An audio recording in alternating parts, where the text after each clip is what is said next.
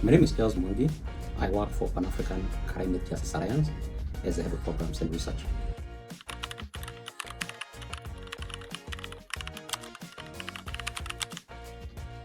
What is very much interesting about this particular consortium is the diversity that came on board, because PACJA brought in its experience in policy influence, its capacity to actually convene dialogues and to mobilize, its capacity on policy work, and again Oxfam Novib, again with many years of experience, again around policy influencing, again on movements building, and FEMNET of course brought in the gender cant in that regard, and the experience across Africa on matters gender.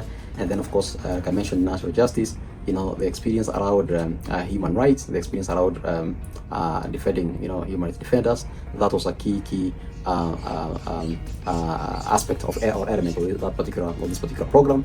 And then, of course, our young people, as versatile as they are, as creative as they are, they were able to also bring in, the youth, perspectives and youth mobilization around that regard. So for me, it is how we brought together these diverse members of the consortium that is quite interesting.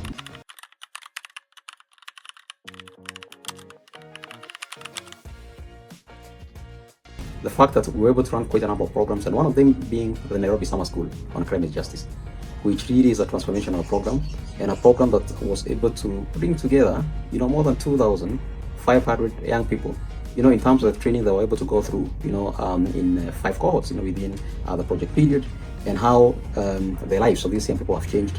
We are getting to see climate negotiators, from the cohorts that we were able to churn out.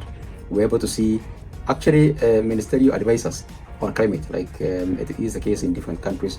We are getting to see, of course, some of the young people working in the UN, in other organizations at very high level, positions, and that is very important. But most importantly, we are getting to see young people, of course, organizing themselves, into groups. That groups are also driving, advocacy in the continent.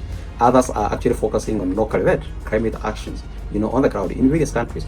And the transformation we're getting to see within only 5 years is really immense. And we think that's also a sustainability aspect of this particular program, where young people are able to continue driving, change, driving climate action long after the project ends. Through our small grant initiative, which we call the Climate Justice Impact Fund for Africa, we have been able to really cause some kind of transformation for communities at the front line of climate crisis.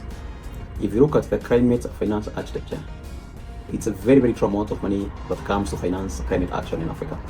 But even with the little that comes, generally less than 10% actually reaches the grassroots.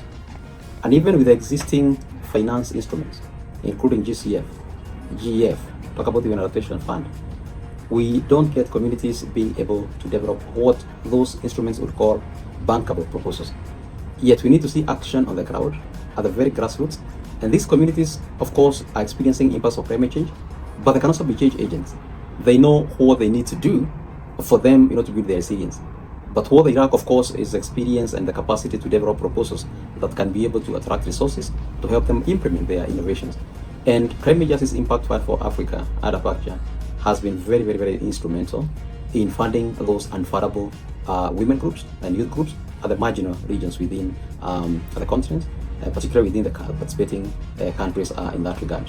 So small seed money that these groups get is actually causing, or becoming catalytic in a way, so that they're able to demonstrate some kind of good results coming from the real resources that they have. And some of the innovations that you're getting to see are actually scalable, but again, some of them are also sustainable. We have cases of young people who have been able to engage, for example, in fish farming. So they use the seed money to work on fish ponds, but then those fish ponds are still, functional, even without additional resources. So, and this is what actually needed. Within the principles of locally led climate actions, we need to develop not just decision making to the grassroots, but develop resources at the grassroots where it is needed most.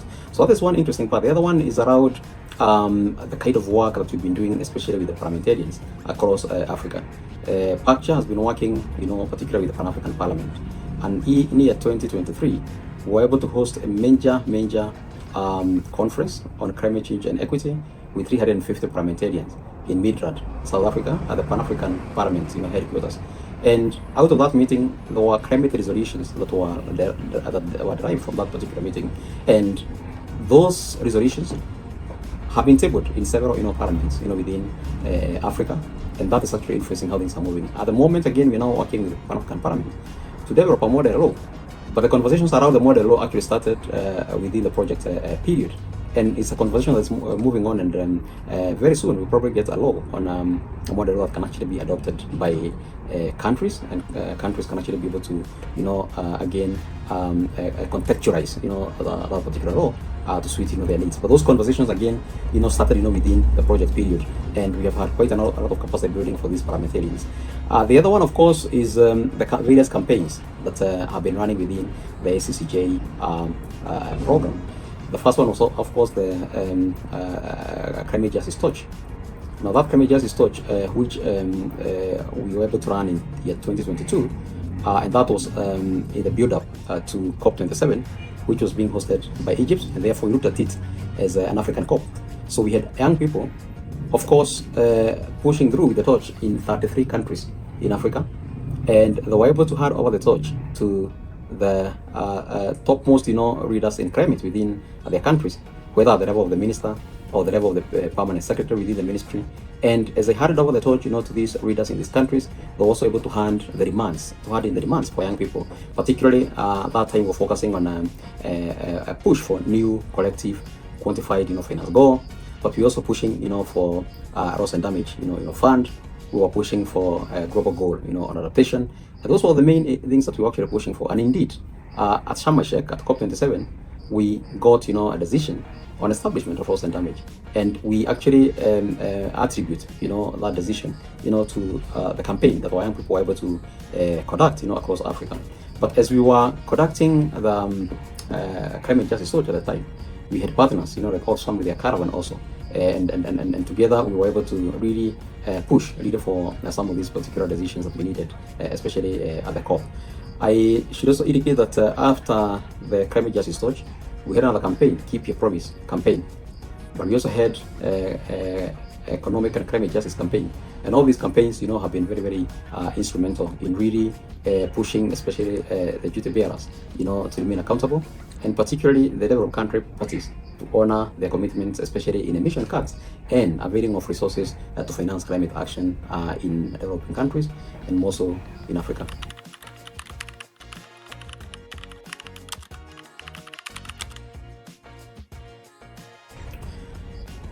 Well, our consortium was quite diverse. It was a rich consortium, and I think that is one of the reasons as to why we were also able to get the grant. We were able to demonstrate the diversity and the value earned that each and every partner was able to bring on board. So there was a lot of cross-running between the organizations, because nobody's a know-it-all, and we were able to share knowledge amongst the organizations based on our comparative advantages as organizations. So we had quite a number of running sessions within the project period, and together we were able to sharpen each other. We were able to even conduct joint initiatives at the sidelines of major regional but also global convening, including the Conference of Parties.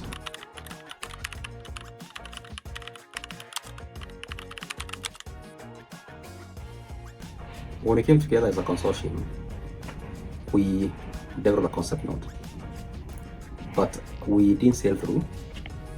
But what followed next is really quite remarkable, because as a consortium we agreed that we needed to appeal to the Ministry of Foreign Affairs, Dutch Ministry of Foreign Affairs, and we did an appeal. And one of the reasons as to why we really pushed in that particular appeal, or one of the issues that we pushed in the appeal, was that our consortium was unique because of how it was constituted, but again because it was among very few Southern red consortia in that regard. And I think the only one within the climate sector, of course, being Southern red. And therefore our role as PACJA within the AACJ project was quite instrumental, and it was quite unique that we had a Southern red organization leading a consortium that also included a Northern partner. And I think to me that was a very good indication of how we can be able to collaborate and have North-South collaboration to deliver impact if we are all focusing on one direction and we have a common objective that we are targeting.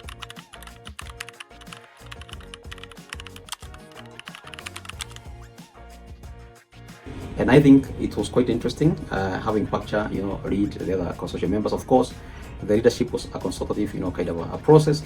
We've been having project governance group and other instruments or structures that we were able to establish within the project to ensure that the governance of the project, was seamless.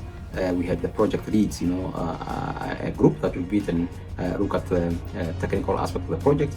We had the male, team that would meet and look at all the male, elements of the project. And of course, now the PGG, the project governance group, that brought together CEOs from all the participating organizations that would actually approve, for example, work plans. They would approve reports before they go to MOFA. They would make decisions, on various issues affecting other projects. And of course, the PMU, that was the agent, or that has been the agent that has been driving the project.